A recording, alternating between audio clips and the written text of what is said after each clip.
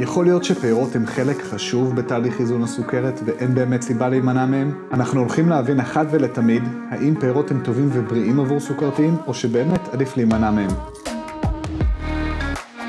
אם אתם אוהבים פירות והפחידו אתכם שצריך להימנע מהם, הכמה דקות הקרובות הולכות לשנות לכם את החיים ומה שבטוח הולכות להפוך אותם להרבה יותר מתוקים. חשבתם פעם למה אנחנו כל כך בטוחים שפירות הם לא טובים לסוכרת? האם זה בגלל שאנחנו יודעים שהם מכילים בין היתר גם סוכר והם מקפיצים את המדדים אם נאכל אותם? ואולי פעם היינו אצל דיאטנית והיא אמרה לנו לא לאכול יותר מפרי 1 או 2 ביום ולא עצרנו אז לחשוב אם זה באמת נכון ואם כדאי לעשות את זה או לא. במקום שנמשיך לחיות עם דעות ותפיסות משלנו שבמקרה הזה לא הכי מדויקות, בואו נראה מה יש למחקר לומר בנושא הזה כדי שנוכל לקבל החלטות מבוססות. אני הולך להביא לכם פה את המחקרים העדכניים והרציניים ביותר בתחום שהולכים להמתיק לנו את האווירה. יש אנשים שחושבים שכל המחקרים מכורים וחברות התרופות עומדות מאחוריהם, אז אל תדאגו, במחקרים האלה החקלאים לא עומדים מאחורי המחקרים כדי שנקנה יותר פירות. במשך 8 השנים האחרונות, חברה של עברתי זכתה ללוות אלפי סוכרתיים וסוכרתיות לאיזון סוכרת, והמחנה המשותף לכולם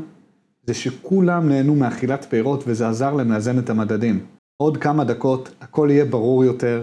אם יש לכם עדיין תהיות לגבי נושא הפירות, אתם יוצאים מפה היום עם תשובה ודאית, בעזרת השם. בואו ננפץ מיתוס עתיק שמונע מאיתנו לאזן את מדדי הסוכר. אז יכול להיות שאתם שואלים עכשיו, גיא, איך זה יכול להיות שפירות הם חלק מתהליך איזון הסוכרת אם הם מקפיצים את הסוכר? שאלה טובה. לפני זה, בואו נבין באופן כללי למה הסוכר גבוה אצל סוכרתיים, ואז נבין למה הפירות מעלים את הסוכר.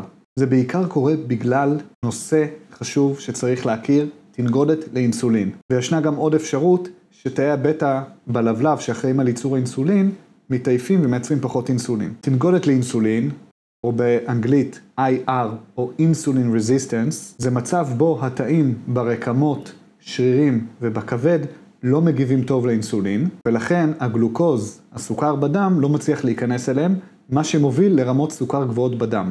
כתוצאה מכך, תאי הבטא בלבלב מנסים לייצר יותר אינסולין על מנת לעזור לסוכר להיכנס לתאים, מה שנקרא מה שלא עובד בכוח, עובד ביותר כוח. בנוסף לרמות הסוכר הגבוהות בדם, יש לנו עכשיו גם רמות אינסולין גבוהות מהרגיל. מאחר והגוף מפצה ומנסה להפריש יותר אינסולין בשביל להכניס את הסוכר לתאים, מצב שנקרא היפר-אינסולינמיה. עכשיו יש לנו מצב של רמות גבוהות של גלוקוז ואינסולין בדם, מצב שעלול להוביל עם הזמן להתפתחות של יתר לחץ דם, הפרעה בשומני הדם, לעלייה במשקל ולנטייה לקרישיות יתר, מה שנקרא תסמונת המטאבולית, ובנוסף זה גם עלול להתפתח בסופו של דבר לסוכרת סוג 2. אז כשאוכלים פרי, כשיש תנגודת לאינסולין, הסוכר יעלה, לפחות בהתחלה. ישנם 4 שלבים בהתפתחות של סוכרת סוג 2. זה מתחיל מזה שהרגישות לאינסולין פוחתת. שלב שני זה התנגודת לאינסולין, שיכולה להתפתח בין 10 ל-15 שנים לפני שהטרום סוכרת והסוכרת מרימות את הראש.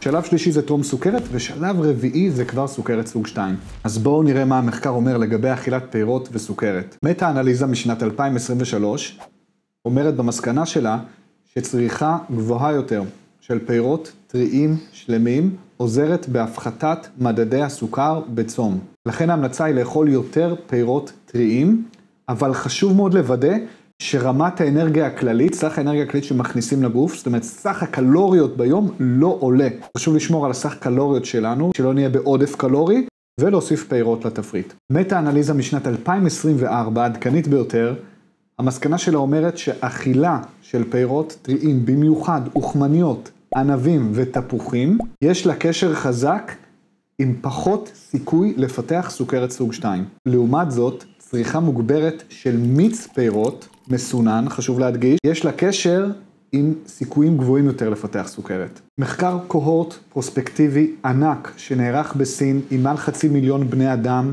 במשך 7 שנים, מראה לנו שצריכה גבוהה יותר של פירות, הם בדקו שלפחות 3 פעמים בשבוע של אכילת פירות טריים שלמים, חשוב להדגיש, יש לה קשר עם פחות סיכוי לפתח סוכרת, ובקרב הסוכרתיים יש פחות סיכוי לתמותה עקב סיבוכים בכלי הדם. אז מה הסיבה שפירות עוזרים לשיפור הבריאות, להפחית את הסיכוי לפתח סוכרת ולהורדת מדדי הגלוקוז בדם? השחקן המרכזי בפירות שעוזר לנו באיזון הסוכרת זה הסיבים המסיסים. הם עוזרים לגוף למעשה לספוג לאט יותר את הסוכר בדם, מאחר ובמעיים נוצר מעין ג'ל, שטיפה מאט ומעכב את הספיגה של פחמימות וסוכרים לדם, ולכן זה גורם לזה שלא תהיה קפיצה של הסוכר. הם עוזרים לנקות את המעיים, הם טובים למקרוביום, זה ניכנס לזה בווידאו אחר לעומק יותר.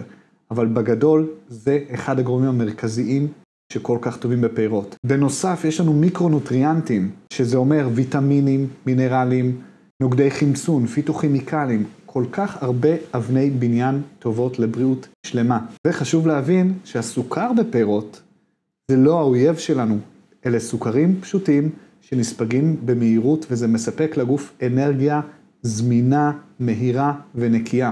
מעבר למחקרים שתומכים בכך שפירות הם טובים בשיפור הבריאות ואיזון הסוכרת, אנחנו רואים את זה כל יום אצל המטופלים שלנו. אחד הדברים הכי מפתיעים בתהליך האיזון אצלנו זה שהמטופלים אוכלים פירות ורואים שהמדדים יורדים.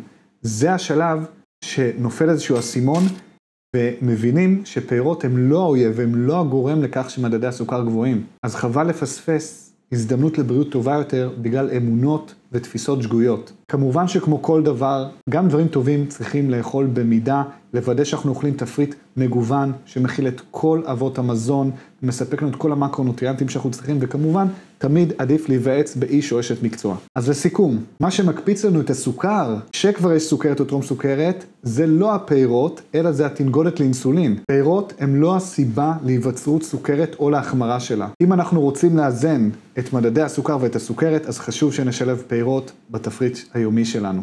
וכמובן, כמו שהזכרתי, מומלץ לקבל ייעוץ מקצועי אישי, על מנת לוודא שאנחנו פועלים בצורה בטוחה ומדויקת. מהבחנה שלנו בלבד, זה לא מגיע מהמחקר, זה בעבודה ב8 שנים האחרונות עם אלפי סוכרתיים וסוכרתיות, אנחנו רואים שהזמן הטוב ביותר לאכול את הפירות זה על קיבה ריקה, מה שאומר או בבוקר או כמה שעות אחרי ארוחה. אז פעם הבאה שאומרים לכם שפירות מכילים סוכר והם לא טובים לסוכרת, אתם תדעו בדיוק מה לענות. הגיע הזמן שהמיתוס הישן הזה יפסיק להפחיד אנשים מלאכול את אחד הדברים היותר בריאים שאנחנו יכולים להוסיף לחיים שלנו. מוזמנים לכתוב פה בתגובות למטה איזה פרי אתם הכי אוהבים לאכול, איזה פירות אתם נמנעתם מהם בגלל הסוכרת, ואיזה עוד תכנים הייתם רוצים שנייצר בריאות טובה לכולם.